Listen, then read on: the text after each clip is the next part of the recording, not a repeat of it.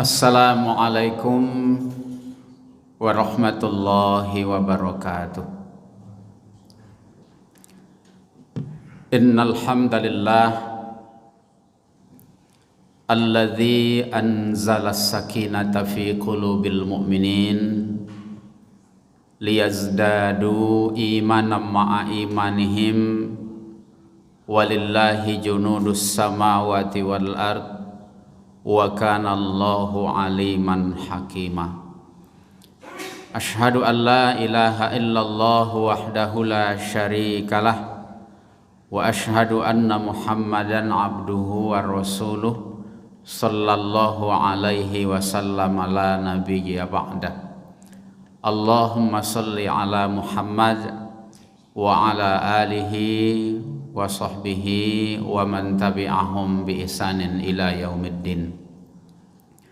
Faqala Allah ta'ala fi kitabihil karim, a'udzu billahi minasy syaithanir rajim, bismillahirrahmanirrahim.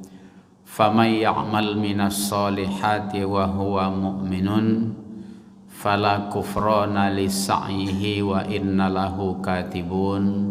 Shadaqallahul azim. Bapak-bapak dan ibu-ibu ahlus shaum yang dirahmati Allah Subhanahu wa taala, kembali kita bersyukur kehadirat Allah Subhanahu wa taala atas masih diberinya kesehatan jiwa, kesehatan pikiran, kesehatan fisik, sehingga bisa memenuhi panggilannya untuk melaksanakan sholat zuhur berjamaah pada siang ini. Bersolawat kita kepada Nabi Muhammad dengan membaca Allahumma sholli ala Muhammad wa ala ali Muhammad.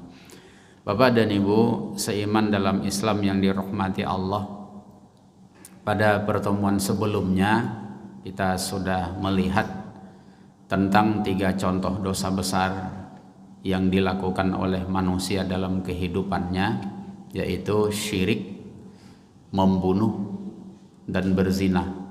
Ketika dosa yang 3 ini kita bawa mati, na'udzubillah, azabnya akan dilipat gandakan Allah, kekal di dalam azab itu, dan terhina di sisi Allah Subhanahu wa ta'ala.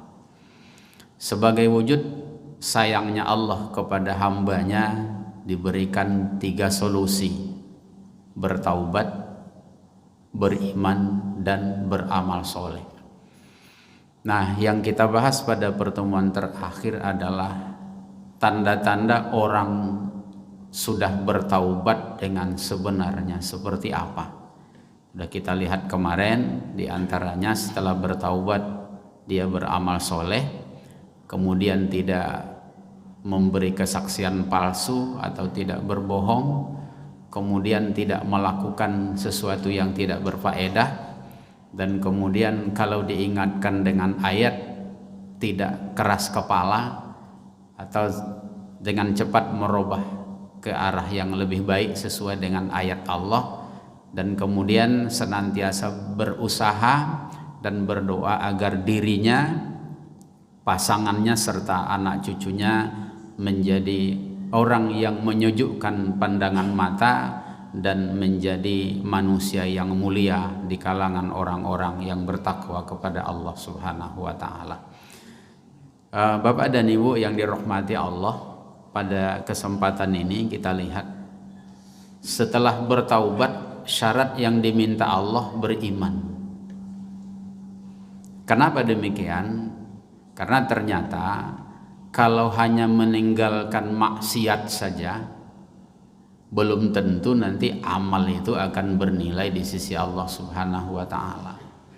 Sebab setelah orang bertaubat, dalam kenyataannya masih ada yang murtad dari Islam. Setelah orang bertaubat, masih ada juga yang menggunakan sifat-sifat munafik, ada juga yang menggunakan sifat-sifat syirik. Makanya tuntutan Allah yang kedua, setelah bertaubat tindak lanjuti dengan beriman. Nah, menurut Allah dan Rasulnya, iman inilah syarat utama supaya amal soleh bernilai ibadah. Di antaranya Allah sebutkan di surah Al-Anbiya ayat 94. Kata Allah Subhanahu wa taala, "Faman ya'mal minas solihat." Maka siapa saja yang akan atau sedang melakukan suatu kebaikan, wa huwa mu'minun, sedangkan ia orang yang beriman, fala kufrona li sa'ihi, maka amal soleh yang ia lakukan itu diakui atau tidak diingkari Allah dan tidak disia-siakan oleh Allah. Kemudian kata Allah, wa innalahu katibun, dan sesungguhnya bagi orang yang beriman dan beramal soleh tadi dicatat Allah lah amalnya sebagai ibadah dan akan diberi balasan oleh Allah Subhanahu wa taala. Nah, Bapak dan Ibu yang dirahmati Allah, makanya Rasulullah juga menegaskan la yuqbalu imanun bila amalin, tak diterima amal tanpa iman, tidak diterima iman tanpa amal, wala amalun bila imanin, tak diterima juga amal kalau pelakunya itu bukan orang yang beriman kepada Allah. Demikian juga contohnya puasa yang kita lakukan. Hadis yang insya Allah hafal sama kita, kata Rasulullah, man shoma ramadhana imanan, harus didasari itu, wahtisaban, baru ujungnya ghufira lahu ma taqaddama min dzambi. Bapak dan Ibu, kalau kita awali amal itu dengan beriman, tadi amalnya diakui Allah dan dijanjikan diberi balasan. Apa balasan yang dijanjikan Allah? Di surah An-Nahl ayat 97 ada dua hal yang dijanjikan Allah kepada orang yang beriman jika mereka beramal soleh.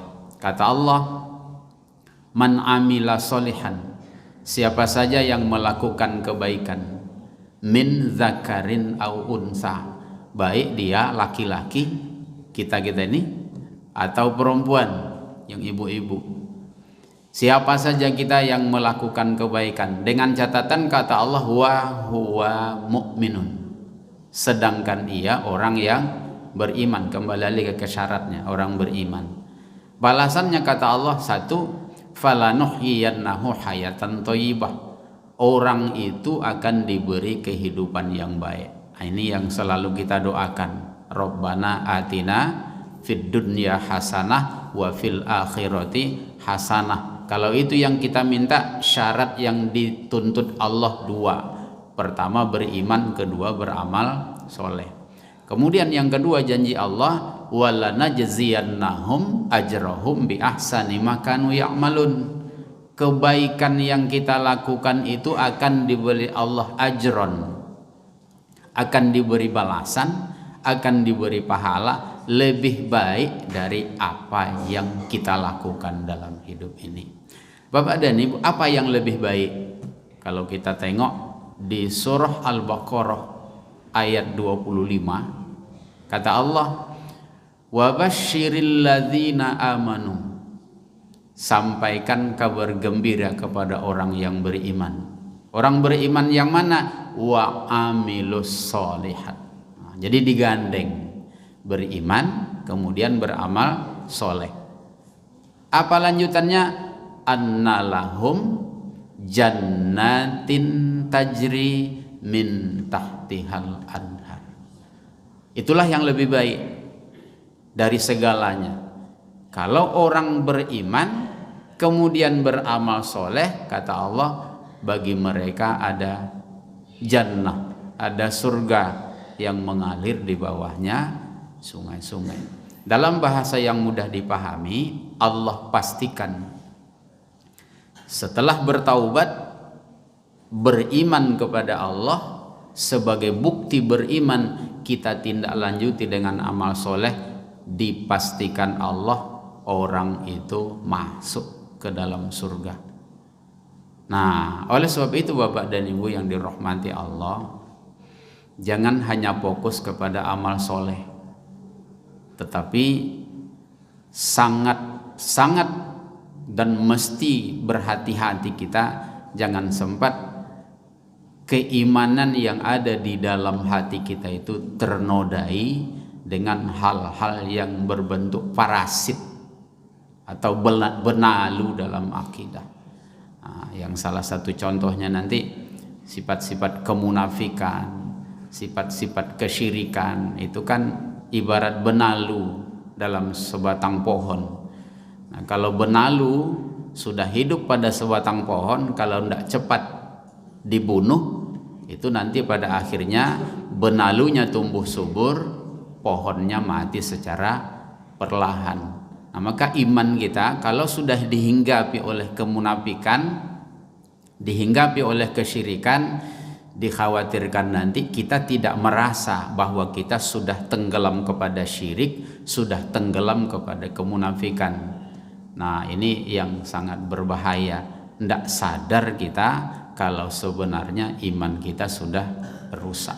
Nah, Bapak dan Ibu yang dirahmati Allah, oleh sebab itu mari sama-sama kita berupaya untuk istiqomah di dalam keimanan. Kita syukuri nikmat iman ini, karena ternyata iman inilah yang akan menjadi alat utama supaya setiap kebaikan yang kita lakukan diterima dan diberi balasan oleh Allah Subhanahu wa taala. Amin ya rabbal alamin. Demikian yang dapat disampaikan. Hadanallahu wa iyyakum ajmain. Subhanakallahumma wa bihamdik, asyhadu an la ilaha illa anta, astaghfiruka wa atubu ilaik. Wassalamualaikum warahmatullahi wabarakatuh.